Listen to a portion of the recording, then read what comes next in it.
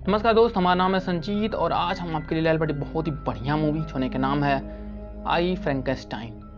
दोस्त, ये मूवी की स्टार्टिंग होला 1795 में, जहाँ पर हम लोग देखा जाला डॉक्टर विक्टर फ्रैंकेनस्टाइन के। ये एक मुर्दा आदमी के शरीर के जोड़ के जिंदा करत रहा है, लेकिन उनके ई नहीं पता रहा कि अगर ये जिंदा हो जाए तो एक राक्षस में बदल जाए।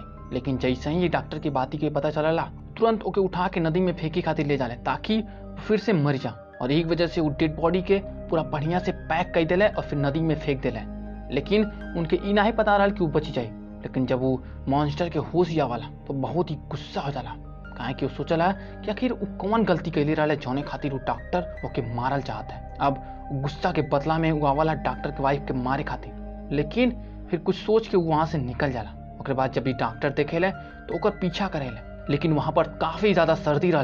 एक वजह से डॉक्टर उस सर्दी के बर्दाश्त नहीं कर पावत रहे और कुछ देर में उनका मृत्यु हो गई। ये देख के राक्षस के बहुत दुख भई और ये वजह से वो डॉक्टर के अपने पिता के पास वाले कब्र में ले जाके दफना दे। यहीं पे ओके वो डॉक्टर के किताब भी मिलला, जेकरे अंदर ओके पता चलला कि ये हमें शैतान के कैसे जिंदा कइल जाला एकरे बारे में बतावल गइल बा। लेकिन जैसे ही वो राक्षस आगे बढ़ाला तब पे वहां पे 3 शैतान आ जाले और ओके कहले कि तू हमारे राजा के पास चला। लेकिन वो राक्षस नहीं मानला। एक वजह से उनन पचन में लड़ाई हो जाला। लेकिन शैतान जन रहे वो ज्यादा रहे और वो जो राक्षस रहे वो केवल एक रहे। एक वजह से शैतान पे भारी पड़त रहे। लेकिन अचानक में वो राक्षस वहां नजदीकवा में पड़ल एक नुकीला चीज उठा लेला और वही से उस शैतान के मार देला। एक वजह से वो सब राख में तुरंत बदल जाले। राख में बदलते ही हमन के देखा जाला कि एक जगह पर 2 क्रिएचर बाटे ओकरे अंदर जान आ जाते हैं और वहां पर आ जाले और जना बाकी जो शैतान बचल रहा वो के मार देले। एक बाद देखल जाला कि जो दोनों क्रिएचर बाटे उनमें से एक महिला है और एक पुरुष है और ये लोग गार्गोयल्स टीम के सदस्य रहा है जवन शैतान के खिलाफ हमेशा लड़े ले। ये दोनों डॉक्टर की कब्र के पास जाले और वो किताब के देखे ले जेकरे अंदर शैतान के जिंदा कैले के बारे में लिखल रहा है। आगे हमन के देखल जाला कि वो मॉन्स्टर के जंजीर में बांधल गइल बा और ओकरे सामने गार्गोयल्स के रानी आवेले। यहाँ पे रानी उसे कहलिन कि आज से तुहार नाम एडम हुई और रानी एडम से कहलिन कि शैतान इंसान के खत्म करल चाहता है और हम इंसान के बचावल चाहते और एक काम में तू हमार मदद करा, काहे कि तुम्हारे अंदर जो क्षमता बा उसे तू शैतान के बहुत ही आराम से मार सकला। लेकिन एडम उनकर बात नहीं माने ले और वहां से चल जाले कहीं पर अकेले जिंदगी बिताए खातिर। 200 साल बीत जाने के बाद वो फिर से दुनिया में आवेले। वो देखे ले कि ये दुनिया तो पूरी तरह से बदल गई बा। यहाँ पे उनके पता चला कि ये दुनिया में कुछ शैतान भी बाटे जो उनका पीछा करत बाटे। एक दिन एडम के पता चला कि 2 शैतान उनका पीछा करत बाटे। ये देख के एडम ओमे से एक शैतान के मार देला, लेकिन दूसरा वहां से भाग जाला। एडम उनका पीछा करेले कि तब्बे वहां फिर से गार्गोयल्स वाले आ जाले और एडम के लेके वहां से दूसरी जगह चल जाले। एक बाद हमन के देखा जाला कि जो शैतान भागल रहल वो सीधा अपने राजा के पास जाला और अपने राजा से कहला कि एडम दोबारा वापस आ गइल बाटे। यहाँ पर हमन के देखा जाला कि शैतान के जो राजा रहे वो एक आम इंसान के तरह रहे, मतलब एक बहुत बड़ा बिजनेसमैन रहे। यहाँ पर उनका एक लैब देखा जाला जोने के अंदर कुछ एक्सपेरिमेंट चलत रहा है। ये एक्सपेरिमेंट होला जो डॉक्टर फ्रैंकेनस्टाइन मुर्दन के जिंदा करे खातिर करत रहा है। एडम के गार्गोयल्स अपने साथ ले गए लड़ियन। ये वजह से शैतान के राजा अपने साथीन से कहले कि जा और गार्गोयल्स पर हमला करके वो एडमवा के यहाँ पर लेके आवा, काहे कि वही से मन के जान सकल जाला कि कैसे मुर्दा के जिंदा कर सकल जाला। एक बाद हमन के देखल जाला कि शैतान जो है बहुत बड़ी संख्या में गार्गोयल्स पर हमला कर देले। गार्गोयल्स ओकरे बारे में पता चल जाला कि शैतान जन बाटे उनके ऊपर हमला कर देल बाटे। यही वजह से उनके हमला के जवाब देवे लगले। अब इन दोनों के बीच में बहुत बढ़िया लड़ाई होला, मतलब बहुत बढ़िया लड़ाई होला। लेकिन शैतान की संख्या जो रहा बहुत अधिक रहा और यही वजह से गार्गोयल्स पे भारी पड़े और गार्गोयल्स के बहुत आदमी मारे जाले। ये हमला में वो जो लड़की रही और जो दूसर का लड़का रहा जो मूवी के स्टार्टिंग में एडम के बचौले रहा कब्रबा के पसवा वो मरी जाले बेचारे। एक बाद गार्गोयल्स जो रहे वो एडम के हथियार देले ताकि वो भी इन शैतान के मार सके। और एक बाद हमन के देखा जाला कि एडम भी उनके साथ लड़े लगे। तब भी हमन के देखा जाला एक शैतान जो होला वो गार्गोयल्स के जो रानी होली वो के मारे जाला। तब वहां पे एडम पहुंच जाला और उस शैतान पर हमला कर देला और उससे पूछला कि आखिर तू लोग चाहत का बाटे बे। तब उस शैतान एडम से कहेला कि हम तो सिर्फ तू ही चाहत है। सुन के एडम उसे मार देला। अब ये लड़ाई में शैतान गार्गोयल्स के रानी के बंदी बना के अपने साथ लेकर चली जाली, पता नहीं कब। अब अपने रानी के बचावे खातिर उनका जो खास आदमी रहा है डॉक्टर के किताब के लेके वहां पे पहुंचल है जहाँ पे रानी के किडनैप कल गई रहा। एडम भी यहीं कहीं लुकाइल रहा है, मतलब छिपल रहा है। रानी का जो खास आदमी रहल है ना, वो कितबिया के शैतान के दे देला और रानी के लेके कौने तरीके से वहां से बाहर निकल आला। लेकिन तब बेडमुआ फिर से आ जाला और फिर वो शैतानवन के मारला, बहुत मारला। अब उनमें से एक जन शैतान रहला, वो कितबिया लेके वहां से भाग जाला ससुरा। अब वो अपने राजा के पास जाला और कितबिया के ओके दिखावला। अब जो शैतान के जो राजा रहला, कितबिया के एक लड़की के दे देला जो ओकर लैबवा में साइंटिस्ट रहली और डेड बॉडी के जिंदा कैले के जो प्रोजेक्टवा मिलल है उनमें लीड के काम करत रही। अब यहाँ पे शैतान के जो राजा रहला उसे बोलला कि कितबिया के बढ़िया से पढ़ और पता लगाओ कि जो मुर्दे बाटे के कैसे जिंदा कैल जाए। एक बाद हमन के रमुआ के देखल जाला जो वहाँ पे पहुंच जाला और ओके पता चल जाला कि जो शैतानवन के राजवा बा का चाहत बा। वहाँ पे देखला कि लाखों की संख्या में मुर्दा मनई से टंगल बाटे। वो देख के ओकर भौचक्का हो जाला। वो समझ जाला कि शैतानवा के राजवा बने वो अपने खातिर एक बहुत बड़ी संख्या में सेना तैयार करत बा ताकि वो इंसानवन पे राज कर सके। लेकिन जब बेटा मुआ वहाँ से आगे बढ़ाला तो वो लड़किया के देखला जो डॉक्टर के कितबिया पढ़त रहल। देख के रमुआ शीशा फोड़त हुए एकदम हीरो जैसन वहाँ पे एंट्री लेला और लड़किया से कितबिया छीन लेला। तब हमन के देखल जाला कि शैतानवा और ओकर राजवो आ जाले जौन की अब इंसान के वेशभूषा में बाटे। यहाँ पे शैतानवा के राजवा बोला एडमवा से कि हम एक बहुत बड़ा बिजनेसमैन है, तू हमारे साथ बिजनेस में काम कर सकला। ये पर एडमवा कहला कि ते बहुत बड़ा शैतान हवे। अब ये सुन के तो कुल गुस्सा आ जाले और ओके पकड़े जाले। लेकिन एडमवा कितबिया लेके वहाँ से भाग जाला। एक बाद शैतानवा और ओकर राजवा आपस में डिस्कस करेले। कितबिया एडमवा कुछ समझ में ना आई कहे कि ओकरे बारे में ओकर कोनो नॉलेज ना है, कहीं पढ़ले उढ़ले ना है। और ये वजह से हो सकला कि कितबिया पढ़ावे खातिर उ लड़किया के पास जरूर आई जो हमारे लैबवा में काम करतिया।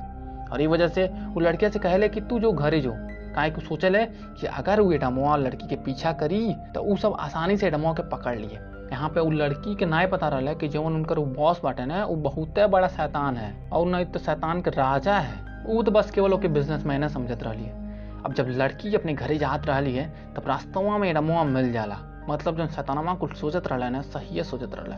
अब यहाँ पे एडमवा लड़किया के ओकरे बास के बारे में बतावला कि बहुत बड़ा हरामी इंसान है, मतलब इंसान नहीं शैतान है। और वो गर्गेलस के बारे में बतावला कि जवन शैतान के खात्मा करेला और इंसान के रक्षा करेला। अभी सुन के लड़किया भौचक्का हो जाले। लेकिन उसके विश्वास ना होले और क्यों नहीं विश्वास हुई, तू रब हम रब ना विश्वास हुई। एडमवा से कहला कि तू हमारे सामने फिजूल के बातें मत करा, हमके तुम्हारे बातें पर भरोसा ना बा। कहा कि ऐसा ना हो ही ना सकला कि हमारे बीच में शैतान रहे और हमके पता नहीं चले। लेकिन तब वहाँ पे शैतान के राजा जो एक खास आदमी रहा चमचा वहाँ पे पहुंच ही जाला और एडम से कितबिया मांगला। अब एडमुआ जन बा वो कितबिया देले से मना कर देला। अब एक वजह से वो असली रूप में आ जाला। अब दोनों के बीच में लड़ाई होला, बम्पर लड़ाई। अब ये देख के लड़के तो शौक हो जाले, सोचे ले कि भाई इतना टाइम से कुल बाटे हम मन के बीच में, लेकिन अब तो हमके तो पता है ना रहा कि शैतान बाटे। अब अंत में खूब मारपीट भइले के बाद जो शैतानवा रहला एडमवा से कितबिया ले लेला, कहला कि अब हमके किताब मिल गई बा, अब हमके तुहार कोनो जरूरत ना आई बा। ई कह के वो उससे मारे जाला। तब लड़किया रोक देला, कहला कि नहीं एकर बहुत जरूरत बा। अब शैतानवा लड़की के बात सुनत रहला बेचारा। अब वहीं में ओकर माइंड डिस्ट्रैक्ट हो जाला। तब एडमवा अपने जेबिया में से चाकू निकालला और पे घूप ही देला और का होले मर जाला बेचारे। एक बाद एडमवा और लड़किया के लेके वहाँ से आगे बढ़ला। आगे देखा जाला कि लड़की जोन बा अब एडमवा के घाव लगल तो घुआ सियत रहले और एडमवा से ओकरे बारे में पूछत रहले। बात करत करत एडमवा तो सूत जाला, काहे कि बहुत लड़ाई करे रहले और थकी गई लल बेचारा। लेकिन लड़किया के भाई नींद ना आवला, काहे कि बेचारी पहली राक्षस से मुलाकात भइल रहले। अब एक वजह से वो कितबिया के पढ़े लगेले। अब पूरा रात वो कितबिया पढ़त रहले। सुबह भइले पे जब एडम के नींद खुलला तब लड़किया से पूछे कि आखिर तू हावे कौन बे। तब एडमवा से कहला कि हम एक डेड आदमी है, मतलब हम पहले मुर्दा रही है, लेकिन जो डॉक्टर रवा रहा है फ्रैंकेस्टाइनवा वो हमके फिर से जीवन दान दिल है, मतलब हमके जिंदा कर दिल। लेकिन जब ओके लगल कि हम कोनो राक्षस है तो वो का कैले हमके उठा के ले गई नदी में फेंक दिल, लेकिन हम कैसो जिंदा बच गई। तब वो लड़के के फोन आ जाला जो उनकी एक फंसाए वाला फोन रहा। जब वो वहाँ पे पहुंचल तो कुल कैद कर ले। अब दूसरी तरफ देखा जाला कि एडमवा जन बा वो गर्गेलस के पास जाला, वहाँ पे ओके सब कुछ बता देले और रानी से कहला कि कितबिया हमारे पास बा, वो हम तुआके दे दे, लेकिन ओकरे बदले में तुआके वो लड़की के बचाए पड़ी जो उन्हें 97 ने कुल कैद के ले बाटे। तो रनिया झूठ में कहला कि ठीक है हम वो लड़की के बचा लेबे। बड़ी झूठी रही है। एक बाद रनिया अपने खास आदमी से कहला कि अब हमके कितबिया मिल गई बा, अब एडमवा के हमके कोनो जरूरत ना आई बा। और एक रहले से हमन खतरा भी लगला। एकरे वजह से जा और एडमवा के मार दा। सुन के उ खास आदमी एडमवा के मारे जाला कि बिल्डिंग से नीचे ढकेला ला, लेकिन एडमवा के पकड़ लेला और ओई कुलड़िया ओई पेट में घुसा देला। एकरे वजह से आदमी मर जाला। एक बाद देखा जाला कि एडमवा डॉक्टर के तबीयत जला देला ताकि ना रही बांस और ना ही बजी बांसुरी।